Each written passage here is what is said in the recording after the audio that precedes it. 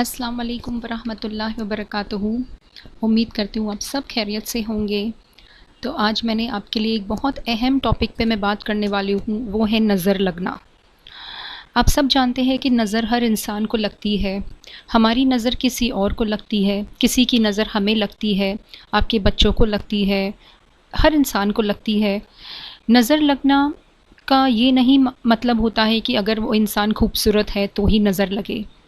नज़र किसी को भी लगती है, किसी के जॉब को नज़र लगती है, किसी की खूबसूरती को नज़र लगती है, किसी के बालों को, किसी आँखों को, किसी की तंदुरुस्ती को। हर इंसान की हर एक चीज़ पे, किसी का घर अगर अच्छा बना हुआ है तो उसे नज़र लगती है। हर इंसान की नज़र एक दूसरे को लगती है। और हम मुसलमानों का ये मानना है कि नज़र से कैसे बचा जाए, नज़र क्यों लगती है, हमारे दीन ने, हमारे इस्लाम में सब कुछ सिखाया है। लेकिन हम मुसलमान इस पे पूरा अमल नहीं करते हैं और इसीलिए परेशान हालत में रहते हैं नज़र की वजह से। तो चलिए आज मैं कुछ आपको चीज़ें बताती हूँ कि किस तरह सबसे पहले आप नज़र से खुद बचें और दूसरों को अपनी नज़र से बचाएं। सबसे पहला आप ये काम करेंगे कि जब भी आप किसी की तारीफ़ करें तो माशाल्लाह ज़रूर बोलें, और तारीफ़ करने के पहले ही आप माशाल्लाह बोल दें।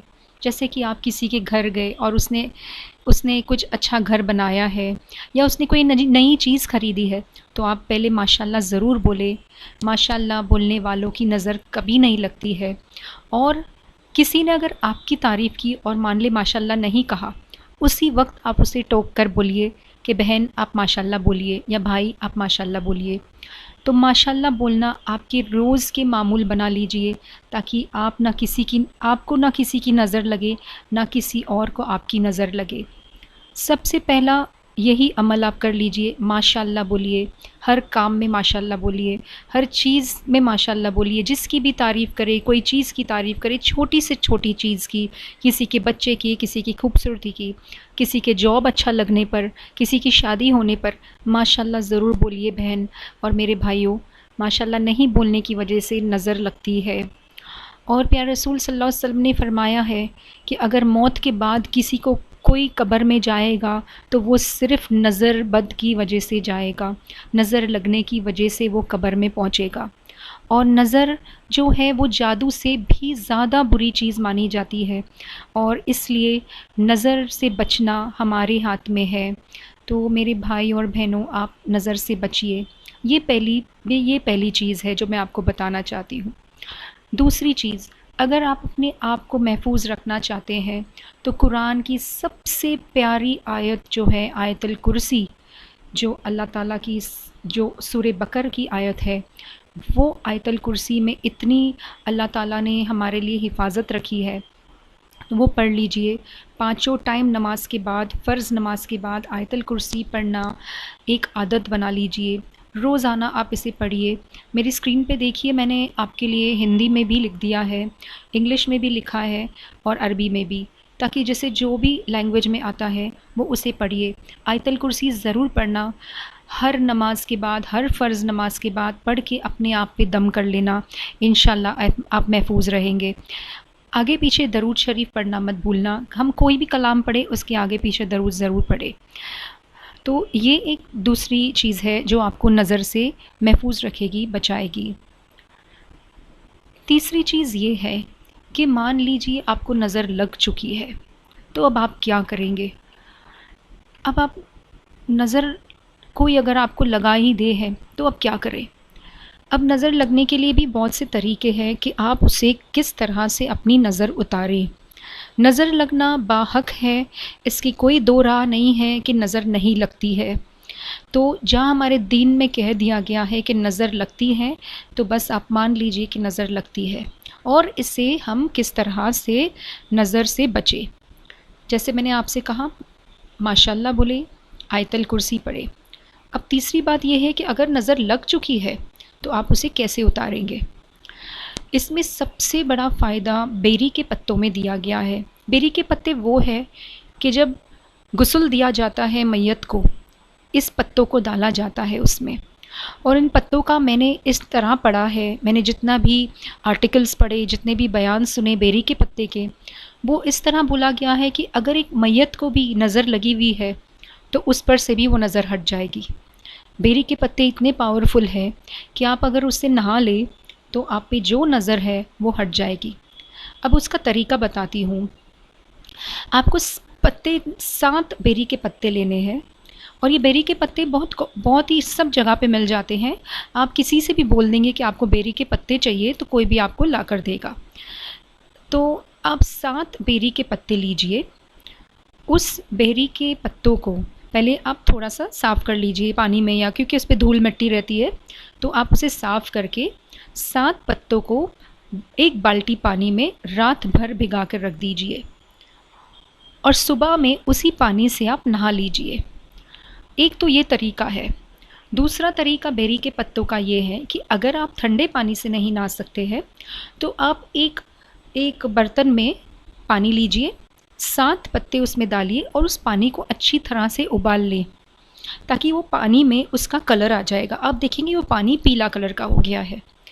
अब उसे थोड़ा ठंडा होने दें और उस पानी से फिर आप नहा लें।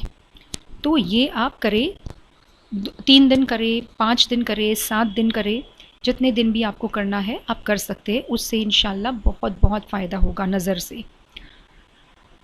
दूसरा ये भी तरीका है कि हम लोग मिर्ची से भी नज़र उतार सकते हैं। जो लाल कलर की मिर्चियाँ आती हैं वो आप 7 मिर्ची लीजिए और एक एक मिर्ची पे 7 एक बार आयतल कुर्सी और सूरे इखलास, सूरे फलक, सूरे नास पढ़ लीजिए। उसी तरह से आप 7 मिर्ची पे पढ़ेंगे और फिर उस मिर्ची को आप अपने आप के ऊपर से उतार लीजिए 7 मरतबा। तो आप शुरू करना आपके दाएं हाथ से, मतलब राइट हैंड से, और आप अपने आप पे अपने सर से लेके पाँव तक आप उसका उतार करके आप उसको जला दीजिए। तो इसी तरह से आपकी इसमें भी नज़र उतर जाती है। तो ये 2 तरीके जो है वो बहुत ही आजमाए हुए भी है लोगों के और इसमें फ़ायदा भी होता है। तो ये 2 तरीके से आप अपनी नज़र उतार सकते हैं। लेकिन ये ध्यान रखिए कि जब आप मिर्ची जला लेंगे, उस मिर्ची का जो भी पाउडर जब राख बन जाती है, उसको राख को आप कोई पेपर में बांध के, थैली में बांध के उसके बाद आप फेंक देना। किसी के पैरों में ना आए, किसी को तकलीफ़ ना पहुँचे उस चीज़ से, तो आप अपने डस्टबिन के अंदर ही फेंक देना। कचरे की थैली में आप बांध के अच्छी तरह से आप फेंक दीजिए बाहर, या बाहर मतलब किसी के दरवाज़े के पास नहीं, ना बीच रास्ते में। वो सब हम नहीं करते हैं, ये हमारे लिए सही नहीं है। हमारा दीन जो है वो किसी को तकलीफ़ पहुंचाने वाला नहीं है, इसलिए हमें दीन के दायरों में रह के ही हर चीज़ करनी है। तो हम बीच रास्ते में हम नहीं फेंकते कोई भी चीज़ कि किसी और को तकलीफ़ हो। तो आप ऐसी जगह जाके फेंकें कि वो किसी को तकलीफ़ ना हो, और या तो आप समंदर में फेंक दीजिए या आपके जो भी कन्वीनियंट हो उस हिसाब से आप उसको कचरे में डाल के फेंक दीजिए। लेकिन इस तरीके से आप नज़र उतार सकते हैं अपनी। तो एक है बेरी के पत्ते से और एक है मिर्चियों से। तो सबसे आसान तरीका बेरी के पत्तों का है, तो वही बेहतर तरीका है।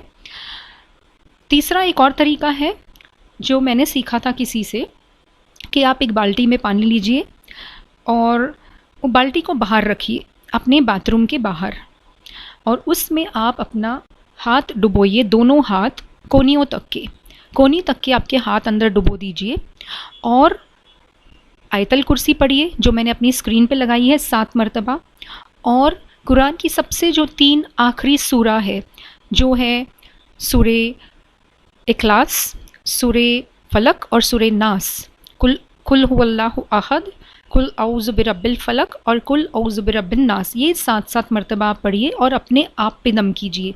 पानी पे दम नहीं करना है। और उसके बाद आप अपने हाथ बाहर निकालिए और बाथरूम में जाइए, उसी पानी से आप नहा लीजिए। तो ये तरीके मैंने सीखे हैं किसी से, और इनमें से बेरी का पत्ते का मैंने खुद आजमाया हुआ है, तो माशाल्लाह से ये ज़रूर काम करता है। मिर्चियों का भी मैंने आजमाया है, ये ज़रूर काम करता है। तो हर चीज़ में आपको आयतल कुर्सी से ही फ़ायदा होगा। इसीलिए आप देखेंगे कि अगर आप इसको मिर्ची का भी आप करेंगे तो उसमें आयतल कुर्सी पढ़ना ज़रूरी है। तो अगर आप महफूज रहना चाहते हैं तो आयतल कुर्सी को आप रोज़ अपना मामूल बना लीजिए। पाँचों टाइम की नमाज के बाद, हर फ़र्ज़ नमाज के बाद आयतल कुर्सी पढ़ के अपने आप पे दम कर लीजिए। तो इंशाअल्लाह आप हर बलाओं से, हर नज़र से महफूज रहेंगे।